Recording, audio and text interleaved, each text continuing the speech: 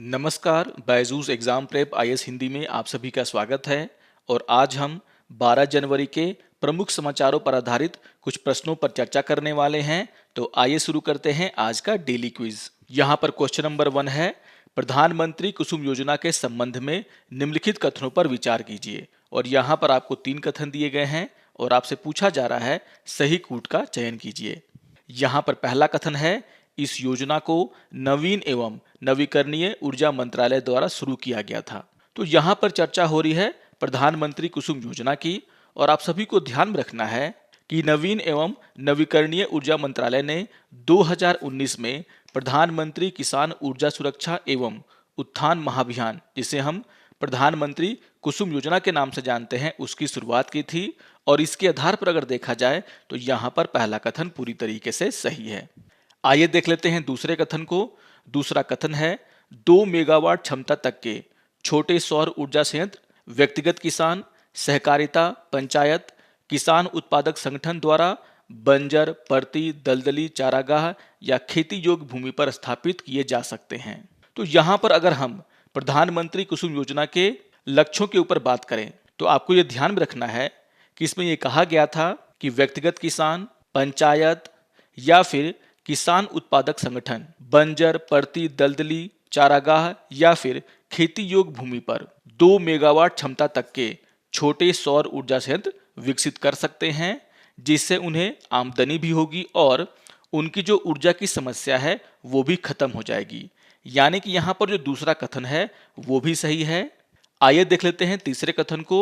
और तीसरा कथन है, यदि कृषि योग्य खेतों को सौर ऊर्जा संयंत्रों की स्थापना के लिए चुना जाता है तो सौर पैनल एक निश्चित न्यूनतम ऊंचाई से ऊपर स्थापित किए जाते हैं ताकि किसान सौर पैनलों के नीचे फसलें उगाना जारी रख सकें। तो यहाँ पर यह कथन भी पूरी तरीके से सही है। अगर किसी खेती योग्य भूमि पर सौर ऊर्जा संयंत्र स्थापित करना है तो यहाँ पर उसके सौर पैनलों को एक निश्चित ऊंचाई पर स्थापित किया जाता है जिससे उसके नीचे खेती की जा सके। यानी कि यहाँ पर तीसरा कथन भी पूरी तरीके से सही है। और इसके आधार पर अगर देखा जाए तो क्वेश्चन नंबर 1 का आंसर होगा आपका ऑप्शन नंबर डी। यहाँ पर सारे के सारे कथन सही हैं। इसी से जुड़ा हुआ एक न्यूज आज के द हिंदू समाचार पत्र में आया है जिसका शीर्षक है, solar power all set to brighten lives of farmer. और यहाँ पर राजस्थान की चर्चा की गई है। किसानों के द्वारा पीएम कुसुम योजना के तहत अपने बंजर जमीनों पर 2 मेगावाट के सौर ऊर्जा संयंत्र स्थापित किए जा रहे हैं और इसमें से निकलने वाली ऊर्जा को उनके द्वारा पावर कंपनियों को बेचा जा रहा है, जिससे कि उनकी आमदनी भी बढ़ रही है। और यहाँ पर राजस्थान सरकार के द्वारा ये कहा गया है कि बैंकों को ऐसे किसान जो इस तरह के काम करना चाहते हैं उन्हें ज्यादा से ज्यादा लोन देना चाहिए। आइए अब क्वेश्चन नंबर 2 पर चर्चा कर लेते हैं। क्वेश्चन नंबर 2 है, विश्व व्यापार संगठन के विषय में निम्नलिखित में से कौन सा कथन सत्य नहीं है। यानी कि यहाँ पर आपको ये बताना है कि कौन सा कथन गलत है। और यहाँ पर आपको 4 कथन दिए गए हैं। यहाँ पर पहला कथन है, विश्व व्यापार संगठन संयुक्त राष्ट्र की विशिष्ट एजेंसी नहीं है, हालांकि इसने अपनी स्थापना के बाद से ही संयुक्त राष्ट्र और इसकी विभिन्न एजेंसियों के साथ मजबूत संबंध बनाए रखे हैं। तो यहाँ पर यह कथन पूरी तरीके से सही है। आप सभी जानते हैं कि विश्व व्यापार संगठन संयुक्त राष्ट्र की विशिष्ट एजेंसी नहीं है, लेकिन यह संयुक्त राष्ट्र और उसकी एजेंसियों के साथ मिलकर के काम करता है। यानी कि यहाँ पर पहला कथन सही है। आइए देख लेते हैं दूसरे कथन को। दूसरा कथन है, विश्व व्यापार संगठन की सर्वोच्च निर्णय देने वाला निकाय मंत्री स्तरीय सम्मेलन है जो सामान्यतः वर्ष में एक बार बैठक के लिए मिलता है। अगर हम WTO की बात करें तो आपको यह ध्यान में रखना है कि विश्व व्यापार संगठन का सर्वोच्च निर्णय लेने वाला जो निकाय है उसे हम मंत्री स्तरीय सम्मेलन के नाम से जानते हैं, जिसमें इसके सारे सदस्य शामिल होते हैं। और इसका सम्मेलन आमतौर पर हर 2 वर्ष में एक बार होता है। मंत्री स्तरीय सम्मेलन किसी भी बहुपक्षीय व्यापार समझौते के तहत सभी मामलों पर निर्णय ले सकता है। और इसके आधार पर अगर देखा जाए तो यहाँ पर दूसरा कथन गलत हो जाता है, क्योंकि यहाँ पर कहा गया है कि यह सामान्यतः वर्ष में एक बार बैठक के लिए मिलता है, जबकि हमने अभी अभी पढ़ा कि यह सामान्यतः 2 वर्ष में एक बार बैठक के लिए मिलता है। यानी कि यहाँ पर दूसरा कथन गलत है। आइए देख लेते हैं तीसरे कथन को। तीसरा कथन है, WTO ने GATT का स्थान ले लिया था, क्योंकि GATT सिर्फ नियमों एवं बहुपक्षीय समझौतों का संग्रह था जिसमें संस्थागत ढांचे का अभाव था। तो ये कथन भी पूरी तरीके से सही है। आप सभी जानते हैं गैट यानी कि general agreement on tariff and trade 1948 से लेकर के 1994 तक अंतर्राष्ट्रीय व्यापार को संभालता था, लेकिन इसमें बहुत सारी कमियां थी और विश्व व्यापार संगठन जिसका गठन 1 जनवरी 1995 को किया गया था उसने इसकी जगह ली। यानी कि यहाँ पर जो तीसरा कथन है वो भी सही है। यहाँ पर चौथा कथन बहुत ही इंपॉर्टेंट हो जाता है जो कि आज के समाचार से जुड़ा हुआ है। यहाँ पर चौथा कथन है सामान्य परिषद जिसमें सभी सदस्य सरकारों के प्रतिनिधि शामिल होते हैं, WTO सदस्यों के बीच विवादों से निपटने के लिए विवाद निपटान निकाय यानी कि DSB की बैठक बुलाई जाती है। अगर हम विवादों के समाधान की बात करें तो आपको यह ध्यान में रखना है कि विश्व व्यापार संगठन के सदस्य देशों के बीच विवादों से निपटने के लिए सामान्य परिषद का गठन किया गया है और यहाँ पर जब भी कोई विवाद होता है तो सामान्य परिषद के द्वारा विवाद निपटान निकाय यानी कि DSB की बैठक बुलाई जाती है और DSB के पास विवादों के निपटान के लिए पैनल स्थापित करने का, मामलों में मध्यस्थता करने का, अपीलीय निकाय और मध्यस्थता रिपोर्ट को लागू करने का जिम्मेदारी होता है। वह यह देखता है कि रिपोर्ट में जो सिफारिशें की गई हैं और जो निर्णय लिए गए हैं उनको सही तरीके से लागू किया जा रहा है या नहीं किया जा रहा है। यानी यहाँ पर जो चौथा कथन है वो भी पूरी तरीके से सही है। और इसके आधार पर अगर देखा जाए तो क्वेश्चन नंबर 2 का आंसर होगा आपका ऑप्शन नंबर बी, यहाँ पर दूसरा कथन गलत है। इससे जुड़ा हुआ एक न्यूज आज के द हिंदू समाचार पत्र में आया है जहां पर यह कहा गया है कि भारत के द्वारा WTO का जो फैसला है चीनी को लेकर के उसके खिलाफ अपील किया जाएगा। और जैसा कि हमने अभी पढ़ा कि अगर सदस्य देशों के बीच में कोई भी डिस्प्यूट होता है तो यहाँ पर डिस्प्यूट सेटलमेंट बॉडी यानी कि DSB के द्वारा इसे सुलझाया जाता है। और यहाँ पर ब्राजील, ऑस्ट्रेलिया और गुटेमाला के द्वारा भारत में चीनी के ऊपर जो सब्सिडी दी जा रही है उसके खिलाफ अपील की गई थी और यहाँ पर WTO के द्वारा जो निर्णय लिया गया है उसके खिलाफ भारत यहाँ पर अपील करना चाहता है। तो बहुत ही इंपॉर्टेंट न्यूज है ये जिसको आपको ध्यान से पढ़ लेना है। आइए अब क्वेश्चन नंबर 3 पर चर्चा कर लेते हैं। क्वेश्चन नंबर 3 है निम्नलिखित में से किस समूह में सम्मिलित होने के बाद भारत ब्रह्मोस मिसाइल की मारक क्षमता को 290 किलोमीटर से आगे बढ़ाने में सक्षम हो सका। और यहाँ पर आपको 4 ऑप्शन दिए गए हैं। आपको ध्यान में रखना है कि मिसाइल प्रौद्योगिकी नियंत्रण व्यवस्था यानी कि MTCR एक ऐसी संस्था है जो दुनिया में मिसाइल प्रौद्योगिकी के निर्यात पर प्रतिबंध लगाता है, खास करके वैसे मिसाइल जो 500 किलोग्राम के वजन को कम से कम 300 किलोमीटर तक ले जाने में सक्षम हैं। तो याद रखिएगा कि मिसाइल प्रौद्योगिकी नियंत्रण व्यवस्था यानी कि MTCR एक अनौपचारिक रणनीतिक समझ है जो मिसाइलों और मिसाइल प्रौद्योगिकी के प्रसार को सीमित करता है।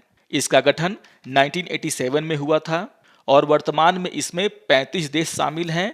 भारत भी इसका हिस्सा है और भारत ने इस क्लब को जून 2016 में ज्वाइन किया था। और इस क्लब में जाने के बाद से ही भारत ब्रह्मोस मिसाइल के क्षमता को 300 किलोमीटर से ऊपर ले जा सकता है, क्योंकि ब्रह्मोस मिसाइल भारत और रूस के द्वारा मिलकर के बनाई जा रही है।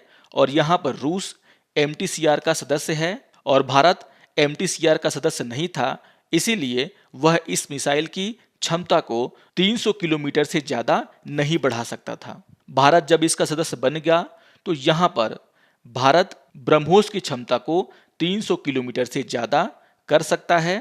और इसके आधार पर अगर देखा जाए तो यहाँ पर क्वेश्चन नंबर 3 का आंसर होगा आपका ऑप्शन नंबर सी, यानी कि मिसाइल प्रौद्योगिकी नियंत्रण व्यवस्था यानी कि MTCR। तो याद रखिएगा क्वेश्चन नंबर 3 का आंसर है ऑप्शन नंबर सी।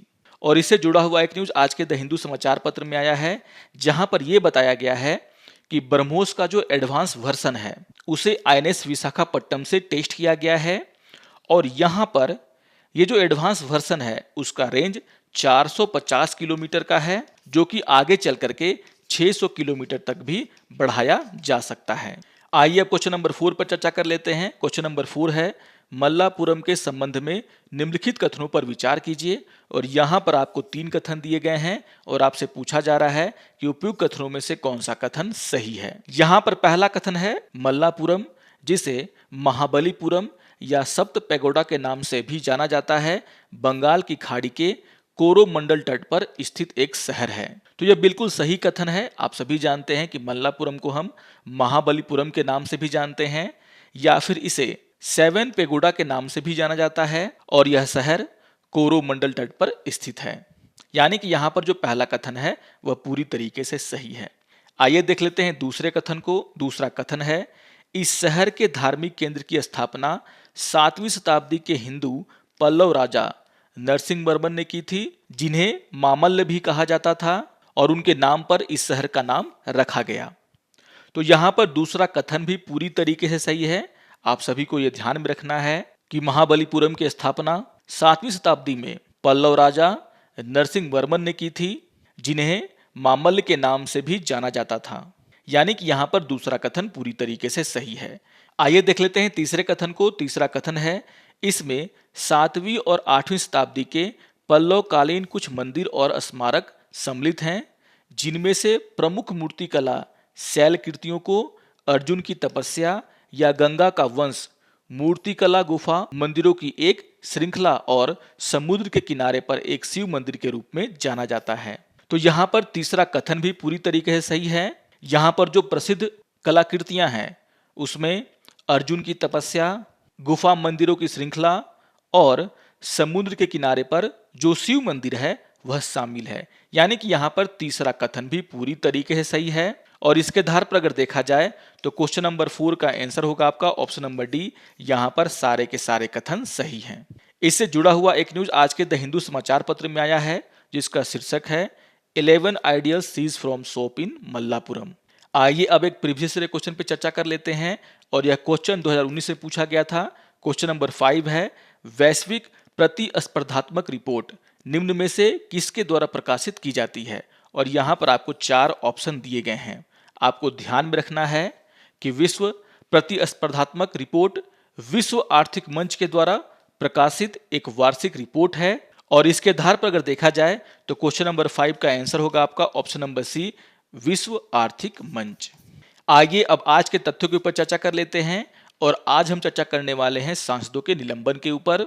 इससे जुड़ा हुआ एक बहुत ही महत्वपूर्ण न्यूज आज के द इंडियन एक्सप्रेस और द हिंदू में आया है, जहां पर सुप्रीम कोर्ट के द्वारा यह कहा गया है कि house can not suspend member for more than 59 days. यानी कि यहां पर सुप्रीम कोर्ट का यह कहना है कि विधानसभा के द्वारा विधानसभा के सदस्यों का निलंबन तो किया जा सकता है, लेकिन यह निलंबन 59 दिनों से ज्यादा का नहीं होना चाहिए। यहां पर सुप्रीम कोर्ट ने इस मामले में संविधान के अनुच्छेद का हवाला दिया है, जिसमें यह कहा गया है कि यदि सदन का कोई सदस्य बिना उसकी अनुमति के 60 दिनों की अवधि के लिए सभी बैठकों से अनुपस्थित रहता है तो सदन उसकी सीट को खाली घोषित कर सकता है। और इसीलिए यहां पर सुप्रीम कोर्ट ने कहा है कि अगर स्पीकर के द्वारा सदस्यों को निलंबित किया जाता है तो यहां पर निलंबन 59 डेज से ज्यादा का नहीं होना चाहिए, क्योंकि अगर यह निलंबन 60 दिनों से ज्यादा का होता है या फिर 60 दिनों का ही होता है, उस सीट को खाली घोषित किया जा सकता है, यानी कि वहां पर फिर से दोबारा चुनाव कराने होंगे। आप सभी को ध्यान में रखना है कि महाराष्ट्र में वहां की विधानसभा के द्वारा 12 बीजेपी के एमएलए को 1 वर्ष के लिए सस्पेंड कर दिया गया है। उसी तरीके से आपने देखा होगा कि राज्यसभा के 12 एमपी को शीतकालीन सत्र में भाग लेने से रोका गया, उन्हें भी सस्पेंड किया गया है। और इसको देखते हुए जो सुप्रीम कोर्ट का कहना है वह बहुत ही महत्वपूर्ण हो जाता है, क्योंकि यहां पर सदन को चलाने के लिए स्पीकर के पास अगर कोई सदस्य सही तरीके से सदन को चलने नहीं दे रहा है तो उसके निलंबन का अधिकार है। लेकिन यहां पर सुप्रीम कोर्ट के द्वारा जो मुद्दा उठाया गया है कि निलंबन 59 दिनों से ज्यादा का नहीं हो सकता, वह बहुत ही महत्वपूर्ण हो जाता है और इसी को लेकर के इस न्यूज में चर्चा की गई है। आशा करता हूं कि आपको आज का डेली क्विज पसंद आया होगा। सारे क्वेश्चंस बहुत ही महत्वपूर्ण समाचारों से जुड़े हुए हैं, आप उनको जरूर रिवाइज कर लेंगे।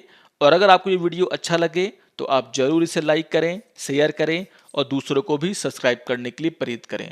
तो मिलते हैं डेली क्विज के अगले अंक में। तब तक के लिए नमस्कार और धन्यवाद।